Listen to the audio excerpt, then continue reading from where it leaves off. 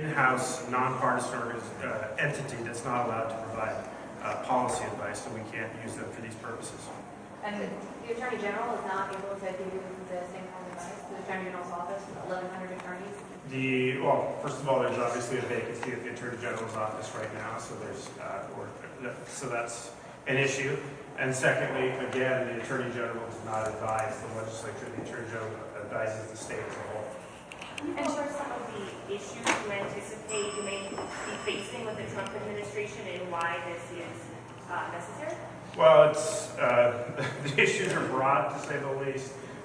From everything from climate change to ACA to all of our progress with respect to immigration. It's very difficult to figure out what the administration's first move will be. So it's hard to tell, but it's any of a wide range of issues for sure. What's the cost to the state? We're going to pass out the letter of engagement to the media at the conclusion of this press avail. You can go over it right now. They have the details, and they're going to hand it out to you right now. Mr. Speaker, you talked about giving advice in terms of legislation or potential, responses to Trump. I'm wondering if you see them at any point in a litigation role as well. At this point, that's not what we've enlisted them to do at all. And what are your legislative priorities in this context, given the incoming administration and Congress? Legislative priorities with respect to why you guys are, retaining them and sort of what you see as what the legislature can do. Well, obviously the members bring forth their own bills and their own ideas. There are a number of members who have talked about the need to do stuff with respect to immigration, with respect to climate change. So today is really the first day of school here, as far as we're concerned. We haven't a lot of the stuff hasn't been introduced yet. So can any lawmaker access him and their firm for advice, or will he report to a specific office? He's going to communicate with our administration. Covington will communicate with my office. And so can any lawmaker use them for potential bills that they want to introduce? We haven't really thought about that. I'm not really sure that a legislator who wants to introduce a bill that's relevant to this can certainly contact me, and we can. I can certainly talk to Covington. Is it possible to the Trump administration? How much of this is sending a message to the Trump administration about California being I think we've sent other messages to the Trump administration. I think this is a very substantive effort. We've talked quite a bit about the Trump administration and our fear of the Trump administration. We want to make sure that we do more than just engage in rhetoric. This is something real. This is something concrete that we're doing. So this is not symbolic at all. Have you considered the possibility that it might be an overreaction?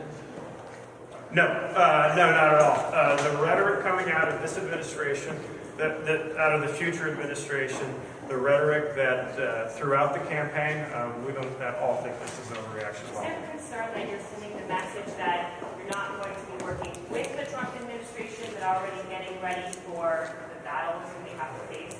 I believe that what has come out of the Trump administration from the standpoint of fear-mongering and a lack of belief in fundamental ideas about science, for example, I think that in and of itself is an indication that they don't seek to work with us. Then why not try to build some bridges, Mr. Speaker? From the Trump administration? I'm sorry? Have you considered any potential retaliation or backlash, maybe in terms of federal funding that the state might receive as a result of this? I know that's possible, but that being said, again, the rhetoric from the future administration is, as far as I'm concerned, and as far as many Californians are concerned, is so extreme that, I mean, hey, for us, I want to take him at his word. A lot of what he says, it seems as though it's going to try to strip a lot of the progress that we've made as a state away, and we want to be ready for that. So then why not try to build a bridge coming out of the gate rather than starting in an adversarial relationship? I mean, we are 10% of this nation's population. I'm not sure that it is an adversarial relationship. We're certainly trying to defend ourselves. We're not going to take anything that they have, anything that they offer us laying down. If the administration wants to talk to California, I'm sure that we're willing to do so. That being said, we need to be prepared for what they might do on day one. When did the discussion with the airport begin? I'm sorry? When did the discussion with the airport begin, and at what point did you consider him? The discussions began in mid-November. And did you discuss this with your caucus, right? You kind of became speaker talking about how it could be a very inclusive conversation. What kind of buy-in did you get from the caucus? I talked to representatives of my caucus. Obviously, it was a weird time of year as after we recessed for the year. So I talked to some of the members of the caucus. Wasn't able to talk to all of them. Talk to the incoming AG. Did I talk to the incoming AG about this? We talked to the incoming AG about making. We let the incoming AG know that we were looking into having some representation, someone to provide legal advice. We didn't at that point have specifics, and we certainly hadn't entered into a letter of engagement at that point. Given it's the first day of session, can you just tell us more generally what your priorities are this year? Housing, transportation, and oversight. Thank you, Thanks, Mr. Speaker. Thank you, Mr. Speaker. So, I mean, could you start by maybe just kind of explaining how this came about? Well, first let me say that we're living in very extraordinary times, and I think it requires extraordinary action. The fact that we've had a very polemic and polarizing presidential campaign, what I thought perhaps, and millions of other Americans perhaps thought, that it was the usual campaign political rhetoric, say anything to get elected. Actually, our worst fears are being confirmed because the Capitol's election in Washington, D.C., to me, pose a very clear and present danger to the economic prosperity and to the values of the great state of California. We're the fifth largest economy in the world for a reason. It's not by pure happenstance, it's not by pure luck. It's because of the policies that we have moved forward in this legislative body that have really moved the economy, especially coming out of the worst economic recession since 1929. These are the policies that Californians believe in, and currently with a Trump administration, they may be under threat. So I think it's my role and responsibility, as well as my counterpart in the Assembly, Speaker Anthony Rendon, to do everything within our power to protect the values of the people of California. Can you explain a few of those issues that you're concerned about?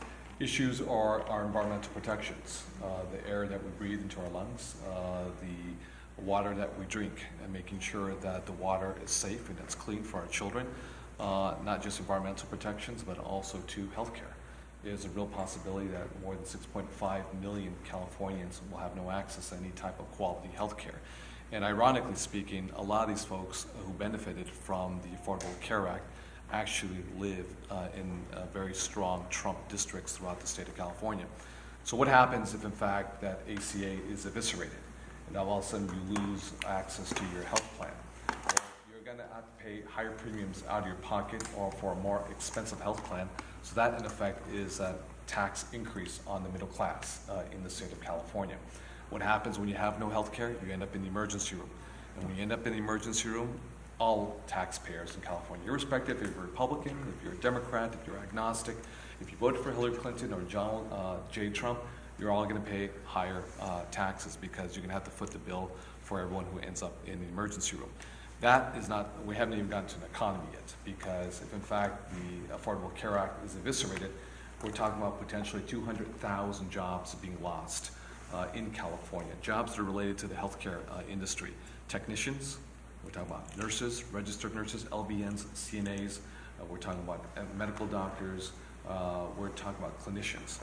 These are real jobs and these are real lives that are at stake right now. So a lot could be lost if in fact Donald J. Trump and his administration follows through on the threats that they have made during the course of his campaign. But post November 8th to date, our worst fears are being confirmed right now, and that's why I think it's very important that we prepare California in the event. It's hard to predict what will happen in the near future, but in the event, if there needs to be a legal fight to protect the policies that have made California, again, the fifth largest economy in the world.